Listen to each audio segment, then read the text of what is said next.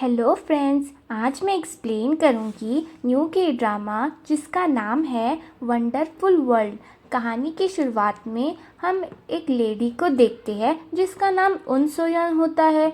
उन सोयन वो रास्ते में खड़ी थी और उसके सामने एक लड़का जिसका नाम सन्योल है वो गाड़ी में बैठा था और अचानक वो गाड़ी की स्पीड बढ़ा देता है और तेज़ी से चलाने लगता है। फिर कहानी को सोयोन के पास्ट पर दिखाने लगते हैं। वो एक बहुत फेमस राइटर होती है और उसका काफ़ी नाम भी था। वो कहती है, जब मेरी शादी हुई तो मुझे कोई बच्चा नहीं हो रहा था।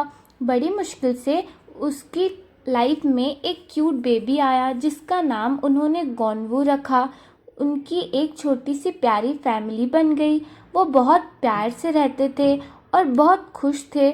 सोयोन का पति उससे बहुत प्यार करता था और उसका बेटा भी। एक दिन उसे एक टूर के लिए जाना पड़ता है। वो और उसकी छोटी बहन गाड़ी से जा रहे थे। उसकी बहन उसे छोड़ने गई थी। सोयुन अपनी बहन को आराम करने के लिए कहती है और बोलती है, मेरी चिंता मत करना। सोयोन अपनी बहन से भी बहुत प्यार करती थी। वो अपनी फ्लाइट का इंतज़ार कर रही थी। घर पर गॉनवू के डैड उसका ख्याल रख रहे थे। उसके डैड एक न्यूज़ रिपोर्टर थे। वो कुछ बुरे लोगों को सज़ा दिलाना चाहते थे, पर सबूत होने के बावजूद उसकी कंपनी उन्हें ऐसा करने नहीं देती, क्योंकि जिन लोगों के खिलाफ वो खड़ा था वो बहुत पैसे वाले थे। गॉनवू कहता है कि वो अपने डैड से और मॉम से बहुत प्यार करता है और वो अपने डैड की गोद में बैठ जाता है। तभी उसके डैड उसके सिर पर हाथ रखते हैं। गॉनवू को फीवर था तो वो सोयोन को ये बात फ़ोन करके बता देते हैं। सोयोन थोड़ा परेशान हो जाती है। वो फ्लाइट में जाने वाली थी पर उसे गॉनवू की चिंता होती है तो वो नहीं जाती और वो घर चली जाती है। घर जाते ही वो गॉनवू को देखती है जो खेल रहा था। उसकी मॉम प्यार से उसे अपने पास बुलाती है और कहती है, बेटा सॉरी, आपकी मम्मा आपको छोड़कर कहीं नहीं जाएगी अब।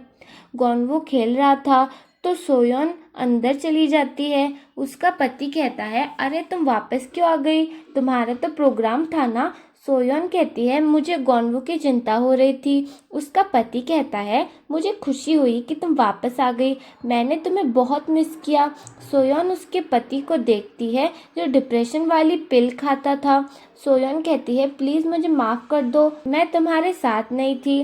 वो फिर अपने हस्बैंड को हक कर लेती है। तभी बाहर डॉग के भौंकने की आवाज़ आने लगती है। ये आवाज़ सुन के सोयोन और उसका हस्बैंड दोनों बाहर देखने जाते हैं। गेट खुला था और गॉनवू बाहर भाग गया था। घर आते वक्त सोयोन ने गेट ठीक से लॉक ही नहीं किया था तो गॉनवू बाहर चला गया। दोनों गॉनवू को ढूंढने लगते हैं पर वो उन्हें कहीं नहीं मिलता। दोनों लगातार उसे ढूंढ रहे थे पर वो कहीं नजर ही नहीं आता। रास्ते में चलते वक्त सोयोन को गॉनवू का जूता दिखता है तो रात हो जाती है पर गॉनवू का अभी भी कुछ अता पता नहीं था। तभी अचानक बहुत भीड़ सोयोन को दिखती है।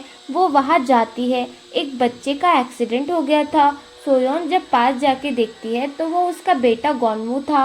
वो बहुत शॉक हो जाती है। गॉनवू के शरीर पर बहुत चोट के निशान थे। एक गाड़ी ने उसे बहुत ज़ोरदार टक्कर मारी थी।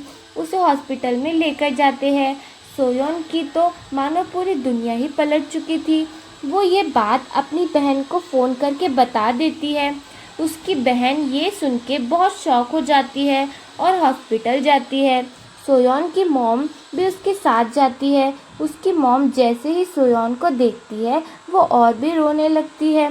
सोयोन यकीन ही नहीं कर पा रही थी कि अचानक उसके साथ ये क्या हुआ। वो प्रे कर रही थी कि बस उसका बेटा ठीक हो जाए। डॉक्टर्स बताते हैं कि गॉनवू की हालत बहुत ख़राब है और शायद वो बच नहीं पाएगा। सोयोन बहुत रोने लगती है। वो कहती है, अब सब ऐसे क्यों रो रहे हैं? मेरे बेटे को कुछ नहीं होगा। सोयोन की मॉम कहती है कि गॉनवू बहुत पेन में है, उसे जाने दो और उसे गुड बाय कहो ताकि उसे इस पेन से मुक्ति मिल जाए। सोयोन बहुत रोती है और आखिरी बार गॉनवू को देखने जाती है और फिर गॉनवू की डेथ हो जाती है। सभी बहुत रोने लगते हैं। तभी सोयोन को उसकी सारी यादें याद आने लगती है। गॉनवू के सामान को ज़मीन में दफना देते हैं और उसकी फैमिली बहुत रोती है।